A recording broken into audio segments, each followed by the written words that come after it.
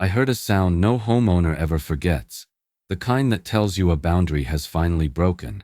I didn't know then that this moment would expose everything Karen had been hiding. The explosion came so sharply through the cold morning air that, for a second, I thought someone had fired a gun outside my house. Then came the second blast, louder, sharper, unmistakable. Tires, 4 of them. And right after that, a scream tore through the quiet like something out of a nightmare. I froze in my kitchen doorway, my coffee halfway to my lips, trying to make sense of the chaos erupting just beyond my window. For months I had lived under a growing shadow of tension, frustration building up in ways I never imagined when I bought this land. But nothing prepared me for the sound of boundaries, real physical boundaries, shattering in the most violent way possible. I rushed outside, boots sliding across the dew-covered porch, heart pounding like it was trying to break through my ribs. The smell hit me first, an acrid blend of burning rubber and hot metal rising from the ground. Dust hovered in the air, thick enough to taste.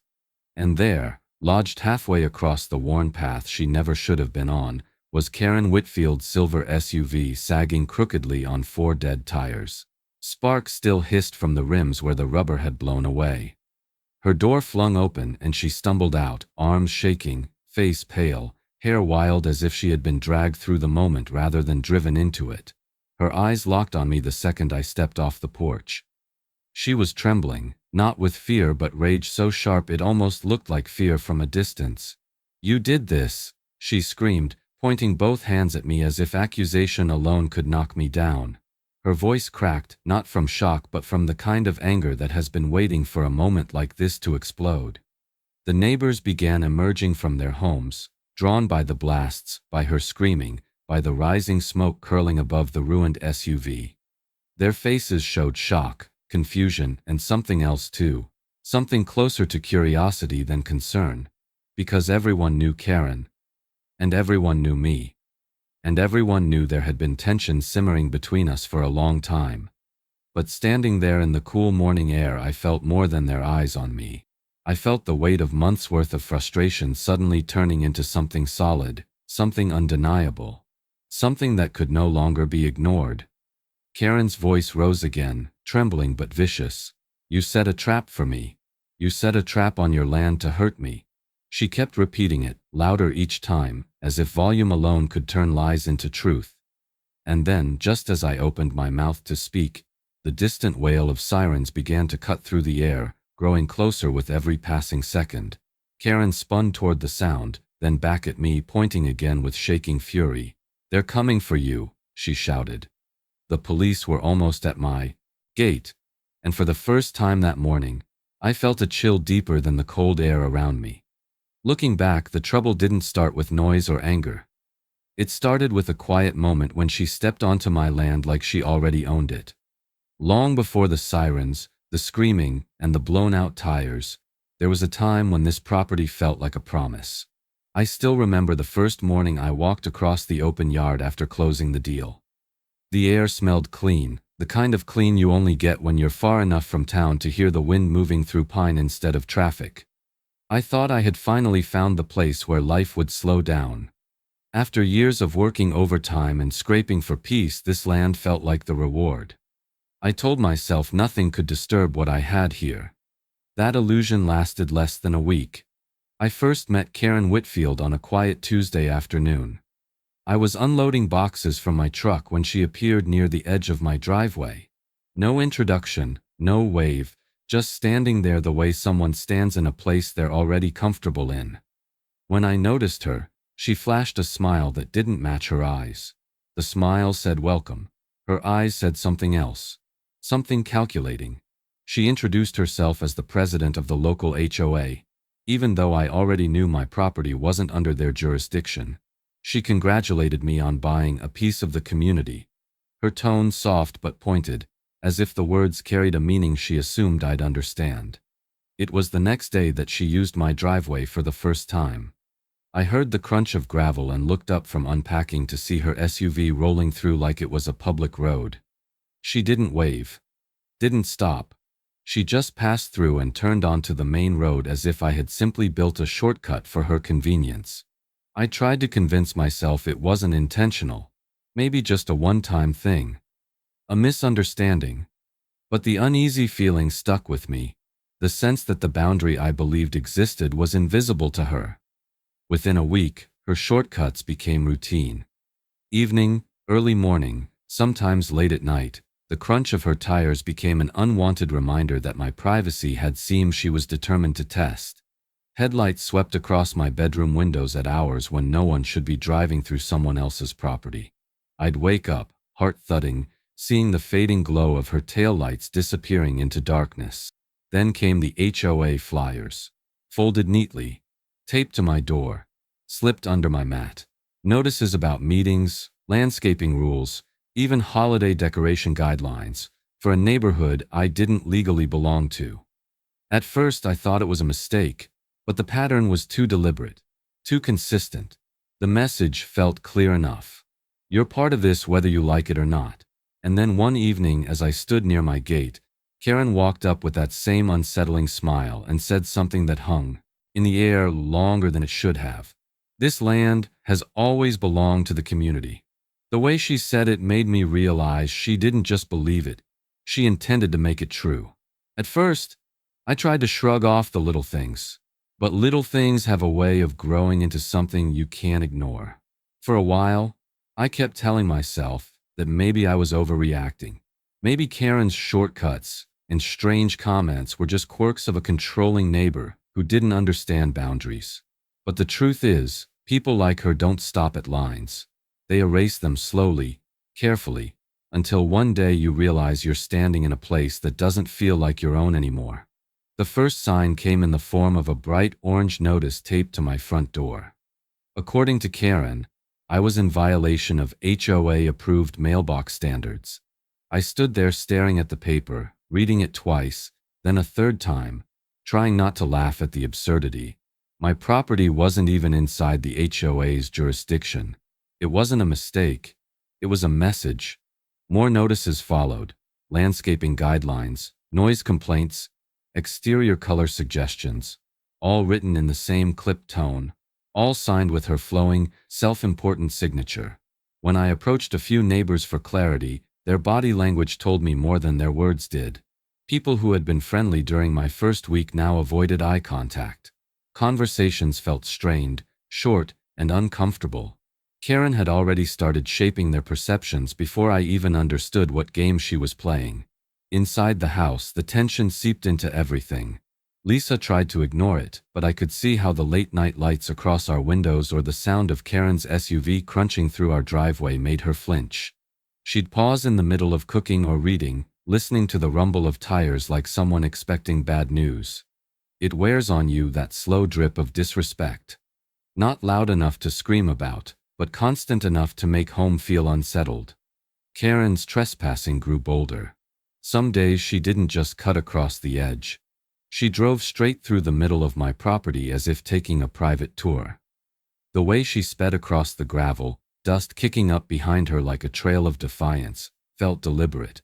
It became clear she wasn't just ignoring my boundaries. She was daring me to defend them. One evening, the situation crossed a line I couldn't ignore. My dog, Ranger, was chasing a ball across the yard when Karen came barreling through without warning. Her SUV missed him by maybe a foot, the wind of the vehicle brushing his fur as he froze in place. I shouted, but she didn't slow down. Didn't stop. Didn't even look back. That was the moment something cold settled in my chest. The feeling that her carelessness wasn't carelessness at all. I started documenting everything from that point forward. In most states, including ours, keeping evidence of repeated trespassing is not only smart, but necessary if things escalate. Property rights mean nothing if you can't prove they're being violated. And I was beginning to see where this was heading. And I was right. Because the very next week, I received a letter from the county clerk stating that someone named Karen Whitfield, had filed a formal complaint claiming my driveway was public access. That was the moment I realized the fight wasn't just beginning. It was already well underway. I believed the truth would clear everything up. But some people don't fear the truth, because they never plan on using it. The morning after receiving that county notice, I drove straight to the clerk's office with a folder of every document I had. My deed, the survey charts, the plat map showing the boundaries of my lot. I needed answers, not rumors. The clerk, an older gentleman with reading glasses dangling from his neck, reviewed the documents with a quiet patience that only people in government buildings seem to have. After a few minutes, he nodded, tapped a page, and slid it back toward me. The easement Karen claimed existed had expired more than 30 years ago. On paper, there was no question. My land was mine, fully and legally. I should have felt relieved, but instead I felt a familiar heaviness settle in. With someone like Karen, facts weren't the finish line. They were just obstacles she intended to step over. On my way home, I rehearsed the conversation I planned to have with her. Calm, simple, direct. I'd show her the county-confirmed documentation, explain the boundary clearly, and hopefully end this nonsense. But when I found her holding court in her driveway with two neighbors, she barely let me get 3 sentences out before shaking her head and smiling with that same cold confidence I'd grown to recognize. "The county must be mistaken," she said, waving her hand dismissively. Then she added the sentence that told me everything I needed to know. "People make paperwork errors all the time." From that moment on, facts no longer mattered to her. She started spinning a new story around the neighborhood, one where the county had overlooked the original intention of the land, one where community access had always been honored, one where I was the selfish newcomer trying to shut everyone out. I heard these stories secondhand, whispered in grocery store aisles, repeated at mailboxes, and hinted at by neighbors who no longer met my eyes. HOA meetings, which I didn't even attend, became battlegrounds where my name kept showing up in the minutes. I wasn't part of the HOA, but that didn't stop Karen from putting my property on every agenda. People who once waved now watched me with suspicion, as if I were trying to rob the town of something sacred. Meanwhile, Karen doubled down on using my land, cutting across it faster, harder, as if each pass was proof that her version of the truth mattered more than any document. Ruts deepened across the dirt. Dust clouds rolled toward my front porch every time she sped through. Privacy, something I used to take for granted, began to feel like a luxury I no longer owned. I documented everything. In property disputes, especially involving easements, maintaining dated evidence is essential. Photos, videos, timestamps, they all matter when you're dealing with someone determined to rewrite the rules. But Karen wasn't just rewriting rules. She was rewriting reality.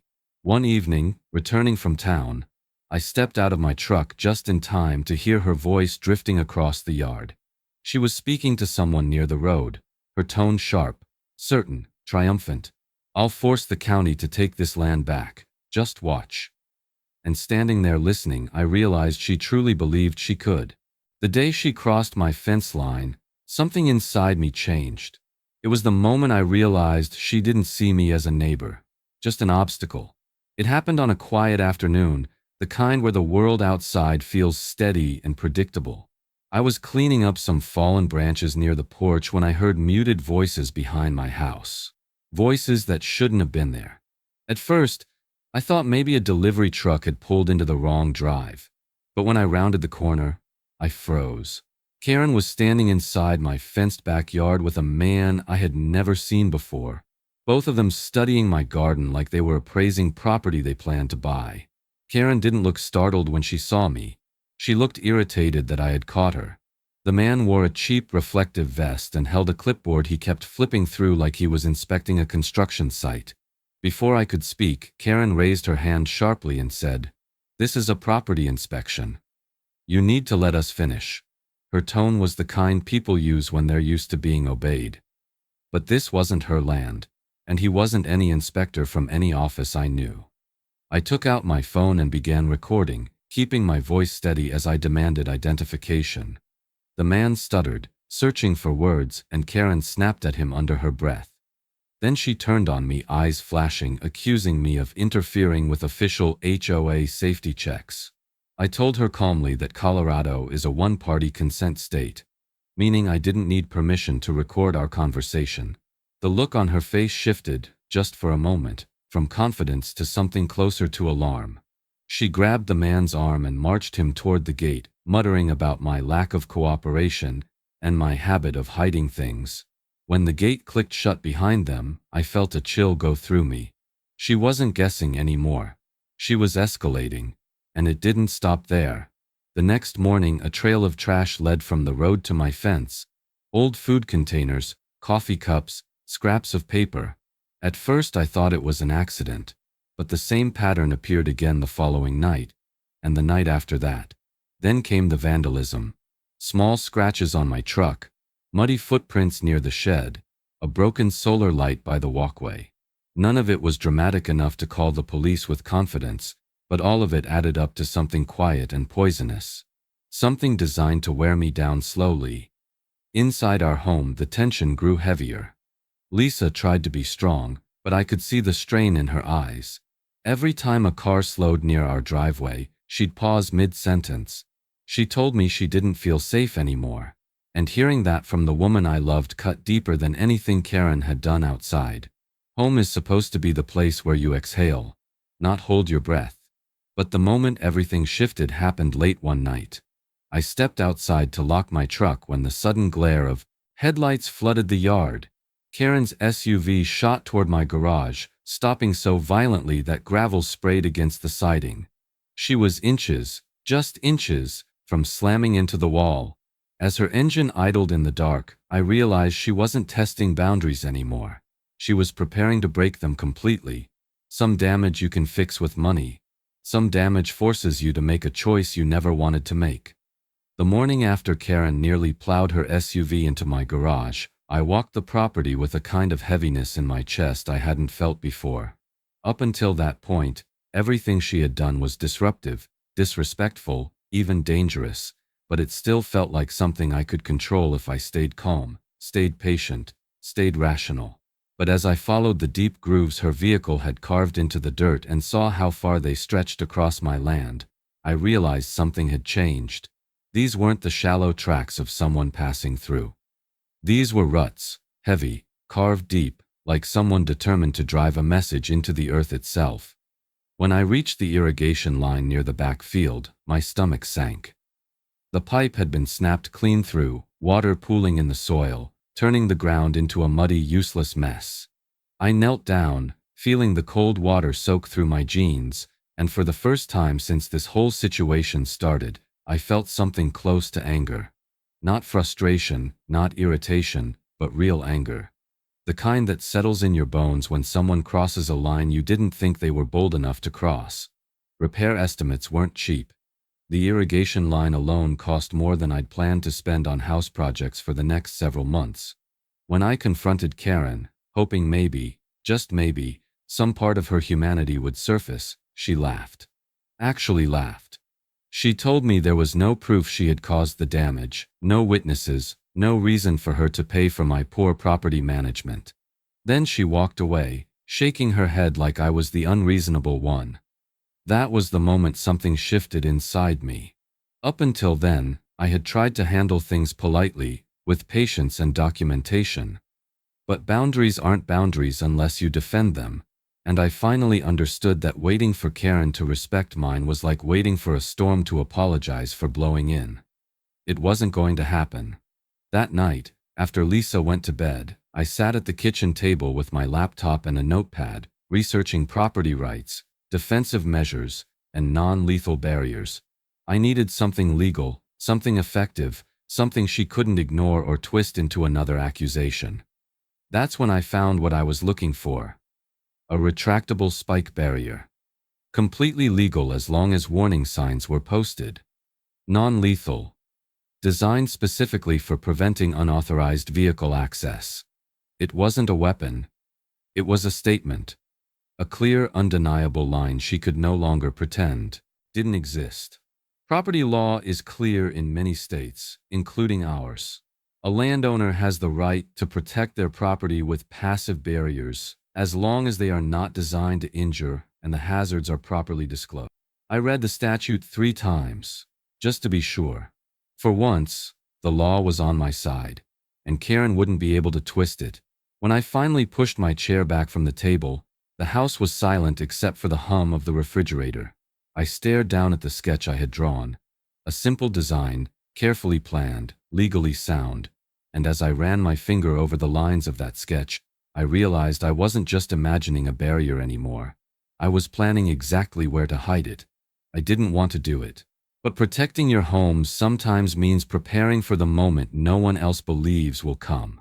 The morning after I sketched out the design, I drove straight to my attorney's office, the folded paper in my pocket, feeling heavier than it should have. I didn't want to walk in there with the intention of installing a spike barrier on my own property. No normal homeowner wants to think that far ahead. But I had learned something over the past few months. Ignorance wasn't safety, and hoping Karen would stop was nothing more than a slow invitation to lose everything. My attorney listened quietly as I explained the situation, flipping through the statutes on his screen as I spoke. When he finally looked up, he nodded once and said the words I needed to hear. If you post the warnings clearly and it's non-lethal, you're within your rights. Driving home, I felt both empowered and uneasy. Legal didn't always mean simple. Legal didn't mean peaceful, but at least it meant I wasn't stepping into a fight unarmed. That night, after Lisa went to bed, I gathered the materials in the garage. Metal brackets, the retractable system I had ordered, heavy-duty bolts, a grounding plate, everything laid out in rows on the concrete floor. The air smelled of cold steel and motor oil, and every sound echoed in the quiet.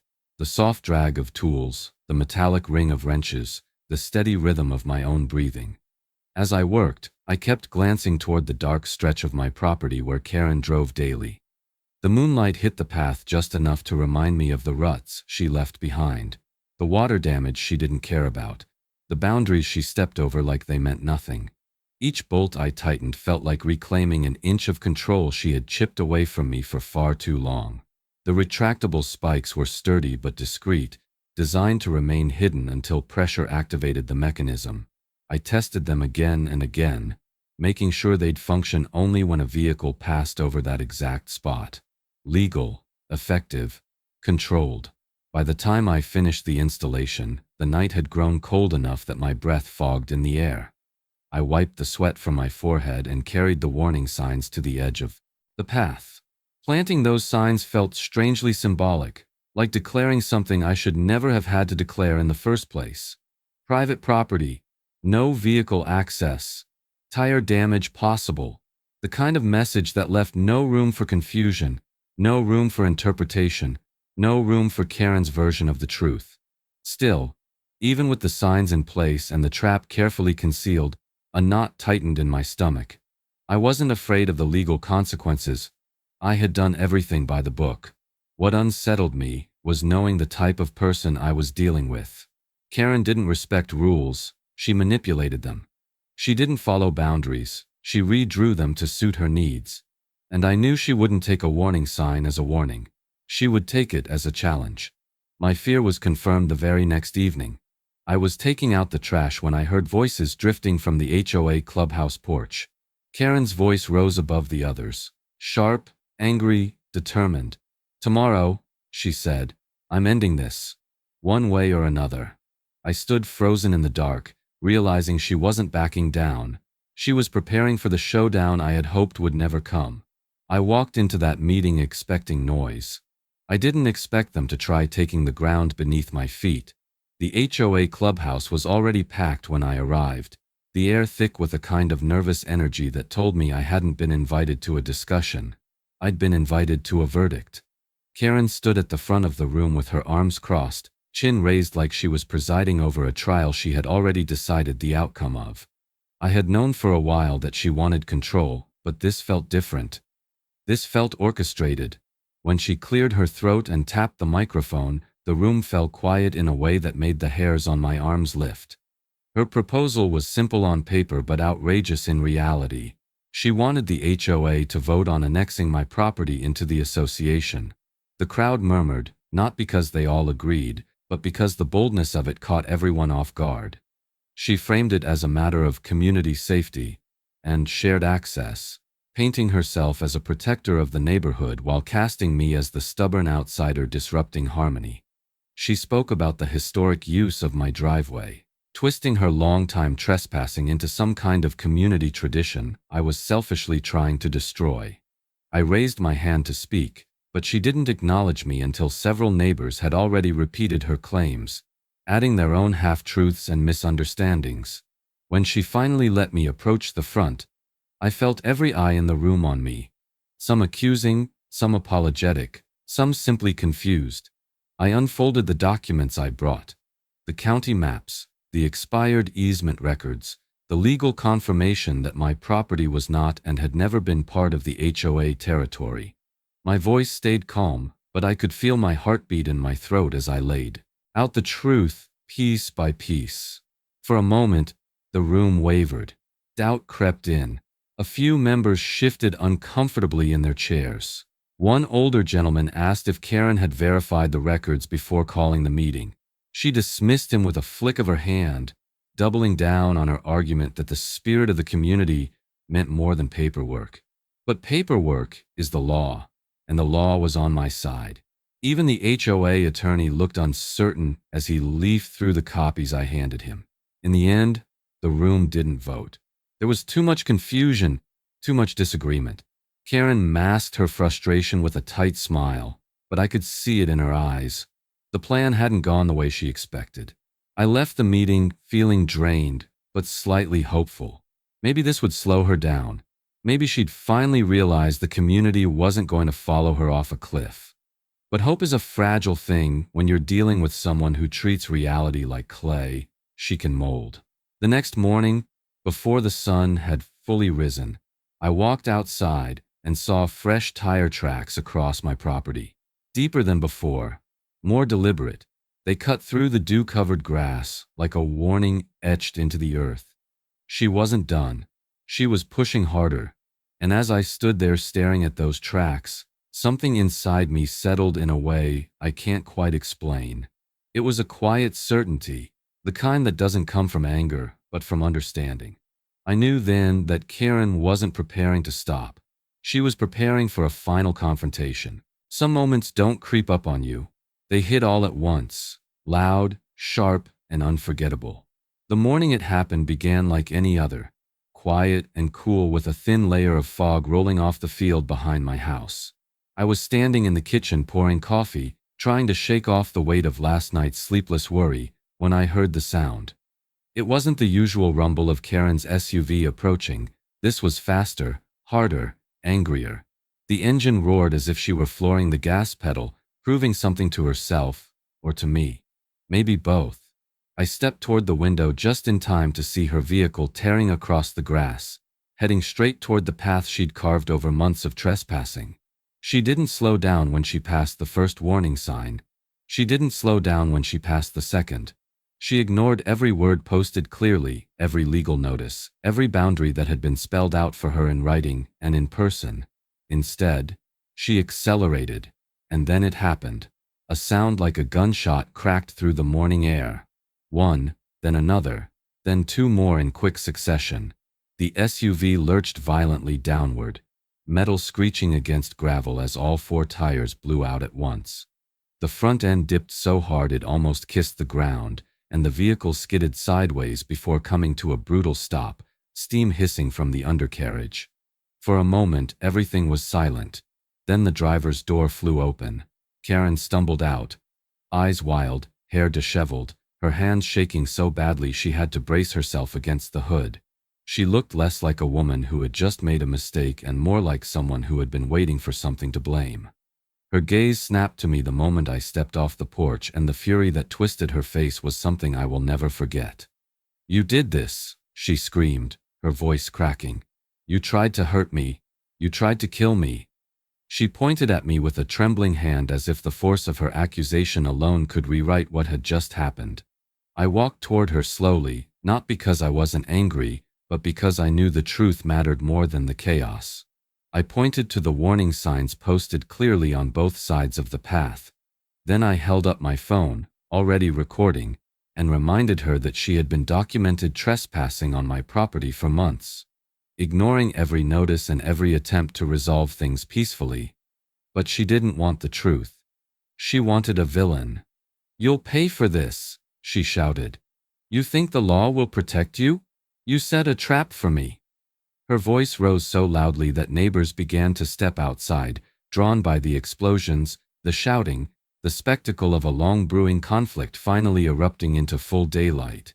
And just as I opened my mouth to speak, the distant rumble of an engine grew louder.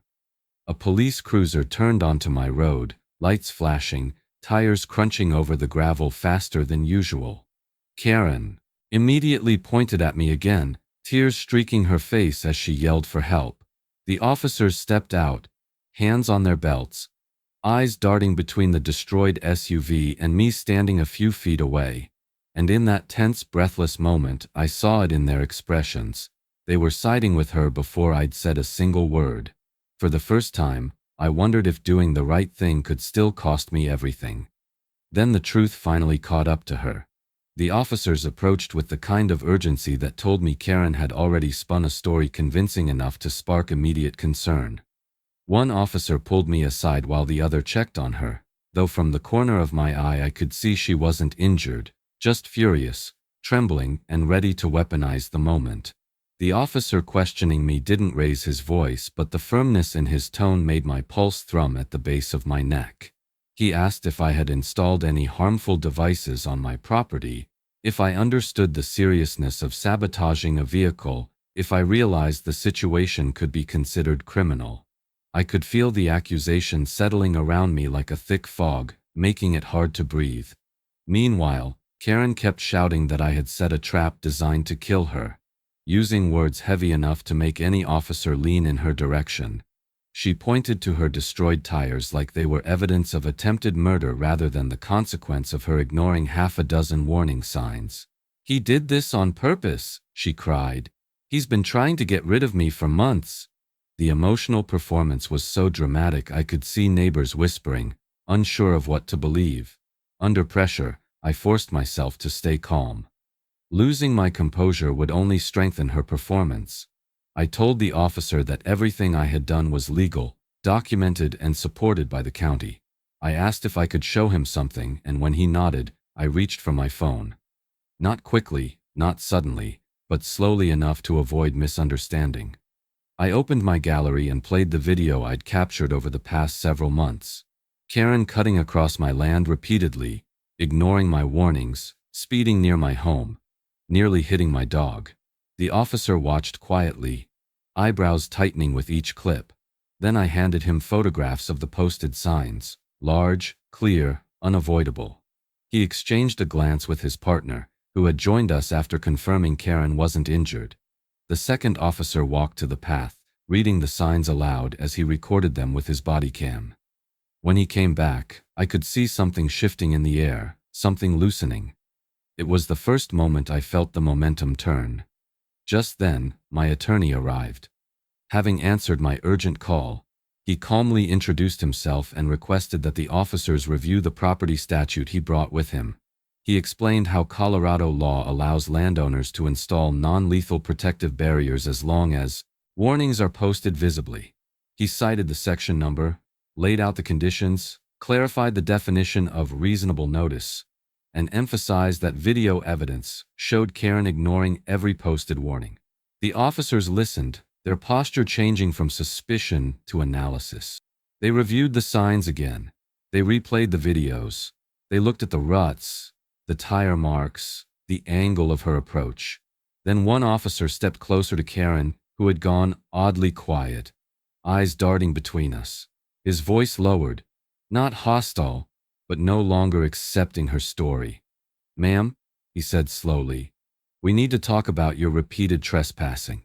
Once lies start falling apart, they don't stop gently, they crumble fast, and they take everything with them." After the officers confronted Karen about her repeated trespassing, the look on her face was a mixture of disbelief and panic. She wasn't used to being questioned, let alone contradicted. For years, she'd ruled the HOA like a personal kingdom, bending rules and people to her will. But now, for the first time, her authority had cracks in it. and the whole neighborhood could see them. Word spread quickly about what had happened on my property, not because I shared it, but because Karen did. She tried to spin the story in her favor, calling emergency HOA meetings, insisting she had been targeted. But the more she spoke, the more people began asking questions she couldn't answer. Eventually, the HOA board requested copies of the police report and the county documents. Once they had them, the truth was impossible to hide. The expired easement, the video evidence, the warning signs, the months of trespassing, the manufactured violations she created to intimidate me, everything she had tried to bury was now laid out on the table, and the people she had manipulated for so long finally saw the pattern. The revolt started quietly. A few board members met privately, reviewing bylaws and discussing next steps. Then a petition circulated calling for an emergency vote to remove her as president. Within 48 hours, it had more than enough signatures. At the meeting, Karen sat stiffly at the head of the table, refusing to acknowledge the murmurs around her. But when the vote began, the room turned against her faster than she expected. People who once supported her raised their hands without hesitation. Even those who had feared her influence found their voices. By the end, the count wasn't close. She was removed from her position effective immediately. The county findings only strengthened the outcome. Officials reviewed the case and confirmed everything. My land was private, my driveway was not public access, and the HOA had no jurisdiction whatsoever. For once, bureaucracy felt like justice. The final blow came in the courtroom weeks later.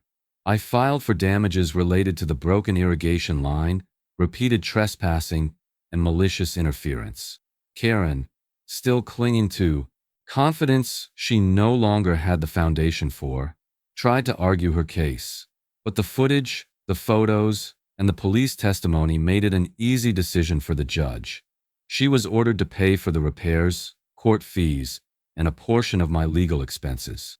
After the ruling, something in the community shifted. Neighbors who once avoided me now nodded when they passed. A few apologized quietly, admitting they'd believe Karen because they feared what she'd do if they didn't. Lisa and I felt the change immediately. Our home finally felt like ours again. Even the air seemed lighter, the evenings quieter, the peace we had moved here for slowly returning. For the first time in months, I slept through the night. But peace wasn't the end of the story. As we left the courthouse, I felt someone watching us. When I turned, Karen stood near the steps, arms crossed tightly over her chest. Her expression wasn't anger. It was something colder, something calculating. And with a stare that sent a chill straight through me, she whispered, "This isn't over." When she was finally gone, the silence felt like a new beginning. But the lessons she taught me will stay with me forever. Karen didn't leave overnight, but once her influence crumbled and the community saw her for who she truly was, her departure felt inevitable. For weeks after the court ruling, her house sat with the blinds drawn tight, the driveway empty except for the occasional moving truck. People whispered that she was looking for a place where she could start fresh, someplace where she could rebuild control without anyone questioning her. Eventually, one morning, her for sale sign disappeared, and a neighbor mentioned she'd moved out at dawn. Quietly, without saying goodbye to anyone. When I stepped outside that day, the air felt different, lighter somehow, as if the land itself exhaled. With her gone, I finally turned my attention to the damage she left behind. The deep ruts across the property, the broken irrigation line, the shredded fence boards, even the subtle tension that had crept into my home. Everything needed careful repair, not just with tools or money, but with patience. Lisa and I spent weekends restoring the yard, reseeding torn patches of ground, rebuilding the sections most scarred by her endless trespassing. Each repair felt like reclaiming a part of ourselves we didn't realize we had lost. Slowly, the land softened again. Grass grew, water flowed smoothly through the new pipes, and the driveway settled into something sturdy and undisturbed. And for the first time since moving in, I felt the peace I had imagined the day I first walked this land. But the experience left me with a clarity I didn't have before. Protecting what's yours isn't just about fences or legal documents. It's about understanding when to draw the line and stand firmly behind it. I spent months trying to avoid conflict, hoping reason would win, and maybe that would have worked with someone reasonable. But people like Karen don't respond to patience or courtesy. They respond to boundaries. Enforced ones, documented ones, defended ones. If there's one thing I took from this fight, it's the importance of recording everything early. Property disputes often come down to evidence, not emotion, and if I hadn't documented each trespass, every warning sign, every conversation, the truth might have been buried under her lies. Evidence, in the end, saved my home. Now, when I sit on the porch in the evenings, listening to the wind move through the trees, I feel something close to gratitude. Not for the conflict, but for the clarity it forced me to gain. And for the reminder that even peaceful places require vigilance. If you're watching this, and you've dealt with something similar, know this. You don't have to fight dirty to win. You just have to stand firm, know your rights, and protect your boundaries. What would you have done in my place? And have you ever had a neighbor or an HOA try to push you past your breaking point? I want to hear your stories. Share them in the comments. And if you'd stand your ground the way I had to, make sure to hit like so this message reaches more people who might need it. But as for what happened next, well, peace never lasts forever. Because just a week after Karen left, a new neighbor moved in. And something about the way he watched my property line told me another storm might already be forming.